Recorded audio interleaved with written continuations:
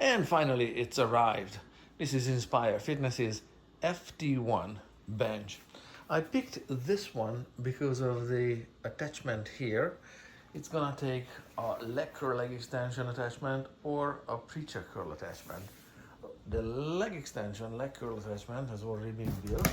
And on this web page here, the manufacturer themselves say that it does decline to incline, 5 positions, and the preacher curl and a leg extension leg curl attachment 2 can be mounted to it. Let's build it then. See this handy little warning on the box, team lift, and another one here on the side, team lift. That's because it's fluffing heavy, 70 pounds with box and everything included. So after all the unpackaging is done, which is a miracle, there are really only 5 major pieces here. 1, 2, this is assembled into one unit, thankfully. 3, 4, 5. Handful of bolts, instructions. Looks straightforward. Let's get to it. So let's look at the instructions. Inspire Fitness, or should I say Health in Motion Limited Liability Company, either which way, take themselves seriously. It says record serial number here. Accordingly, the bench must have a serial number on it somewhere for warranty and whatnot. Okay, they have a decent contact here. The print is a large font, easy to read it. Ah, nice. This looks like a life size, so that's actually 3/8, so you can put the parts on it. 3/8 nut, 1/2 inch nut, and life size for the bolts. The wrench is not, because the wrench is that big. I like these wrenches. I keep them. They are really good for bicycle. They can you can get into tight spaces with it.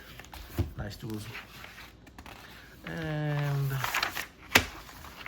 it looks like it's as simple as a few bolts here for step 1, a few bolts there for step 2.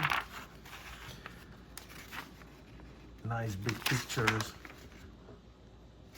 Mount the seat, mount the backrest, and that's it. That's an exploded diagram of all the parts. So it's basically 4 steps, and really 2 bolts from this side. Those are the nuts and washers. 2 bolts from this side, nuts and washers. That's 4 bolts. And that needs 4 bolts, and the backrest needs 2 bolts. Looks very, very straightforward. It's particularly brilliant that these are the bolts that you need for step 1. Those are the nuts. That's it. Parts are again numbered, so you can match them to the manual. Step 2, step 3, step 4. It really is no rocket science. It's laid out so really well. Bravo, Inspire Fitness, or Health in Motion Limited Liability Company. This one is really, really well made here. And literally just 2 minutes later, I'm done with steps 1 and 2. I just placed the bolts loosely so the nuts are just finger tight, and I placed them from this side of the bench for this position here. This is showing it the other way around. It really doesn't matter. It is so well thought out. There's no way, should these bolts ever come loose, that this bench would ever slide down, because it's sitting on this bracket. And over here I placed the bolts as shown in the diagram, bolt head from this direction, and nuts are on the outside like so. Instructions say do not tighten the nuts and bolts just yet, because to align everything properly you need to place these 2 bolts and these 2 bolts here first, then tighten them securely. So how much torque should you be applying for that secure tightening? Let's look at it. Instead of the included tiny wrenches, inexpensive, I'm using proper wrenches that I can actually get the tightening done sometime today. And on the first bolt, I have tightened it to a degree where the end of the bolt is flush with the rim of the nut. At this point, the washer here is still loose. I have this much length in the bolt to keep tightening the nut over. I don't particularly like the bolt ends sticking out past the end of the nut by a large amount, but it's gonna be obviously necessary a little bit. So I've tightened the first bolt, the upper bolt here, and you can see the nut has full thread engagement over the bolt. The washer is no longer loose and it's just snug with minimal amount of force. This is the length of the bolt that I don't particularly like. It's sharp, it's gonna snag or interfere with your gym clothing, whatever. I might find myself filing a little bit the sharp edges off. So that's how bolts are manufactured. Nothing to do with the manufacturer, but the bolt could be just a little bit shorter. So besides the washer being just snug, how much torque, how much clamping force should be applied on the bolt? Minimal, because clamping force in this direction is irrelevant to the functioning of the bench. The bench is being loaded this way, vertically, so really this clamping force, it's unnecessary. It just barely make it snug so it's not rattling, the washer is not rattling on the bench. That's all I did. So let's tighten this nut here.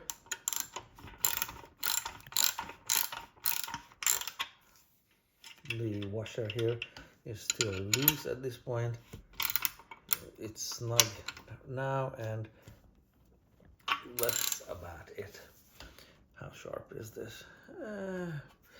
Tolerable, but again, I might be filing it or grinding it or doing something with it. That's all the tightening I'm gonna do on this, and the same is gonna apply to the other two bolts. So again, bolt placement here is designed, the forces on the bench are vertical, so clamping force in this direction is really not that important. All I want to do is not leave this nut loose, and I don't want to lose it. The nut has a self-locking nylon insert in it, so it's not going to be lost. And the nut is not especially subject to, the whole bench is not subject to vibration. It's not a vehicle. There, it's done a little bit sharp. Maybe I'm gonna round it off or file it off or whatever, or maybe I'm gonna turn this whole thing upside, no, turn the bolt the other way around, the round head here and the sharp bit here. Yeah, I think I'm gonna do that.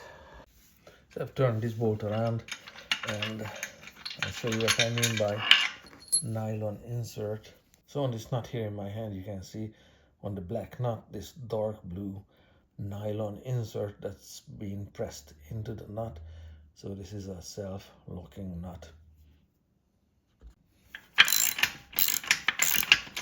Tightening it in much the same manner, just making it snug. This much. So water bottles, gym equipment, whatever, towels, whatever fall on the ground, if it falls underneath here, it's less likely. Most often things fall off the end of the bench and at the side of the bench. So if something falls at the end of the bench here, from here, it's less likely to get snagged on the sharpish ends of the bolt. That's just how bolts are. There, it's kind of roughy or coarse. Also, you see where it says turn it sticker side up. Yeah, so this was the wrong way around, so I had to unbolt it, turn it around, then spin it around. Now it's sticker side up, and the serrated rubber is touching the floor. That's how it should be. Let's take a moment here and check out the weld quality. It's nice and even. It's not perfect. There are small bubbles in it, but nice and even and wide enough, and it's been cleaned up decently. Like everywhere I look, it's nice. Weld spatter, these pimples or these little bumps, the metal is growing here. Nice welding there. It's reasonable. It's very, very agreeable. No major issues. And a little bit down here. There. That's pretty good. No major issues. Let's check out the seat too. It's also very nicely made. No loose threads. Nothing is peeling, or there are no scuff marks. The leather material is nice and even everywhere. Looking good. Now let's think about tightening the bolts in the seat. In the next step, it says secure it with these bolts. All right, so let's look into this. This is a wood product here, into which a metal sleeve was pressed in place. So how much torque, how much force do you want to apply on the bolt that goes into this pressed in sleeve? I strongly recommend that minimal would be a word, because this seat is not subject to sideways forces too much. You're going to be sitting on it. The 4 bolts just need to keep it in place, so barely snug or minimal amount of force is what I'm gonna go with. There's absolutely no reason to apply huge amount of torque or force on the wrenches here, because all that's gonna do is rip out that pressed in sleeve. Yes, it's bonded to the wood, or either mechanically with claws, or there might be a glue bond between the metal sleeve and the wood. There's no reason to break that bond. Minimal amount of force is what I'm going with.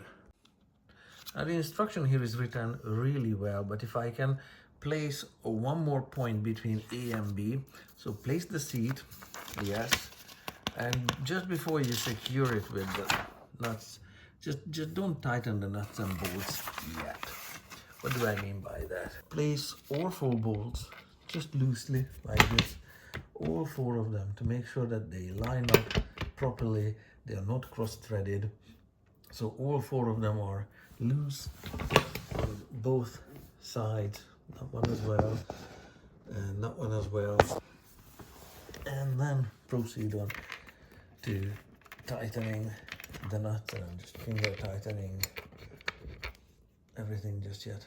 One important reason why they included these short wrenches, not just inexpensive, but very importantly short, is it's so easy to over tighten bolts with a longer wrench. With a huge amount of force can be applied. So that's why they put in these small wrenches, so the bolts don't get accidentally over tightened. So right after I have just snugged them up, like finger snug, how tight do I want to make them? Just that much, minimal.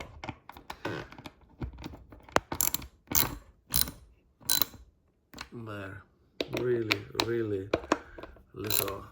And I'm holding this wrench really close to the head. I don't want to apply a whole lot of force on it. Just really want to speed up assembly, and there, just tighten it gently. Going back to one of my previous points about the length of the bolt, right here where the seat and the backrest will meet, in this pinch point where fingers are likely to be present and garments as well. So the end of the bolt is just barely longer than the nut itself, just for the same reason of minimizing snag. Even so, this bolt is a little bit sharpish. It's okay, we'll live with it. Same idea, of course, for the backrest, especially that it only has 2 bolts. So I'm just placing them loosely, finger tighten it, and of course pay attention to the shapes. This is facing the leg extension, leg curl machine. This is the joint, and on the backrest, the narrow end is the head end. And there it is, fully assembled in literally just minutes.